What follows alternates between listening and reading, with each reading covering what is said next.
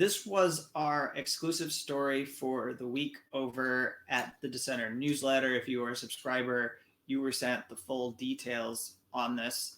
And to quickly give a brief description of what happened, Sharon Baca Herrera is and was a staff person at the Bernalillo County Metropolitan Detention Center in New Mexico.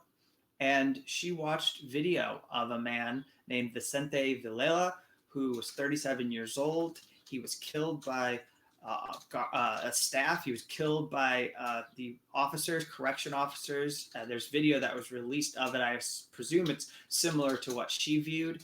And they're in riot gear, responding to him having some kind of a medical issue. I think he was going through some kind of drug withdrawal. That's the background. And he cried, "I can't breathe." The officers were pressing on him. He was lying down on his stomach, still in shackles, complaining about distress, and ultimately died because he suffocated. And they ignored his requests to get off of him so that he could breathe.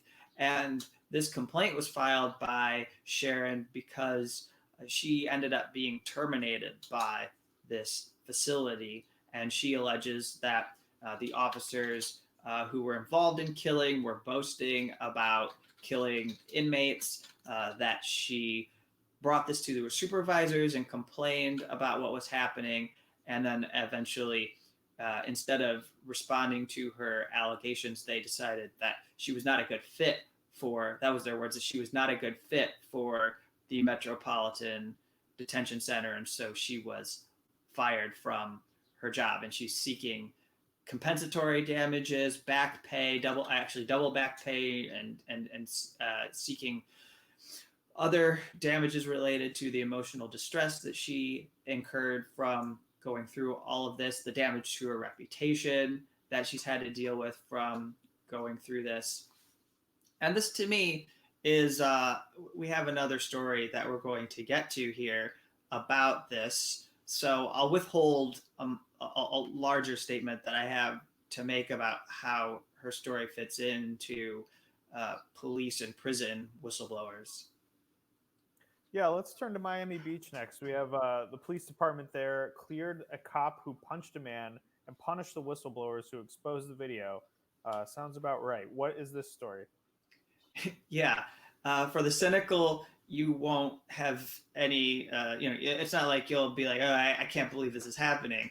But for us who dig in and want to elevate and amplify whistleblowers who are actually doing what they should do and raising objections and exercising their consciences, this is a truly absurd and ridiculous story. I mean, it's the internal affairs investigators have video of an officer punching a bar patron who allegedly was unruly. Everyone has their own drunk experience stories, knows how people can get when they're under the influence of alcohol. Be that as it may, I'm not sure that that's a valid justification for cold cocking somebody in the face, as this officer was apparently captured doing, this Miami Beach police officer. And so Alfredo Garcia in the department received a written warning because he, quote, produced and distributed an unauthorized version of recordings from his body camera. He also used his cell phone to record the footage from his body camera, and then he posted it on a social media site before he took it down. And then there's Officer Frederick Dominguez, a second officer who got in trouble, and he did not see the punch in person, but he apparently received a 10-hour suspension for releasing a copy of the tape made by Garcia to his attorney.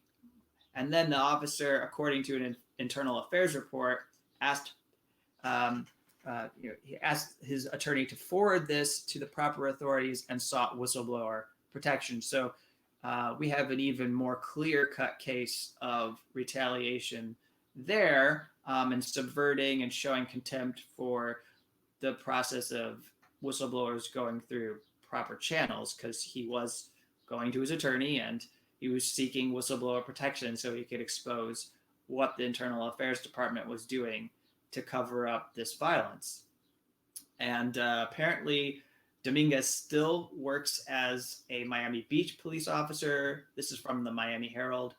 He has not served his suspension yet, which I imagine is just like losing a day of pay, because he's fighting it, and again, whistleblower protection. He applied for whistleblower protection and he was not given it. So I think the larger thing to talk about here.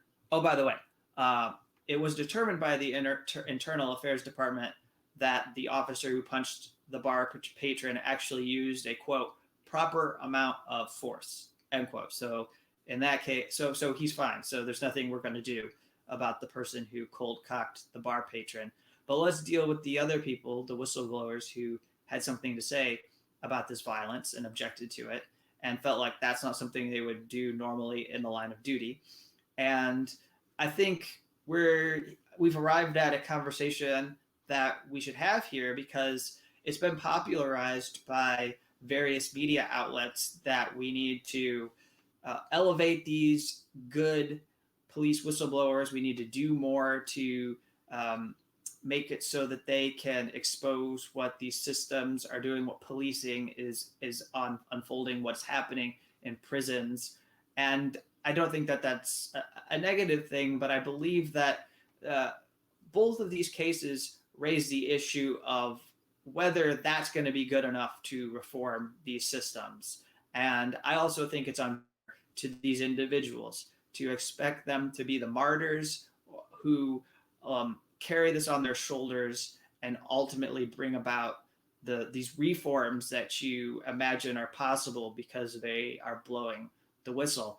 I just don't think these systems are going to stop being brutal and cruel because one or two whistleblowers from various departments throughout each, if let's say we had one whistleblower from every department or agency in this country that came forward.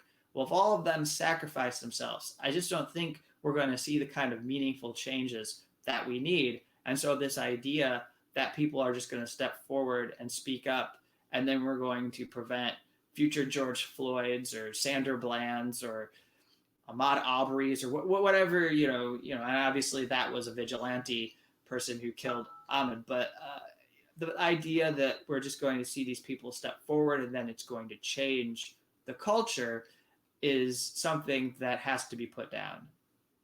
Could not agree more. Impunity is the rule when it comes to law enforcement. So really appreciate you underscoring that point.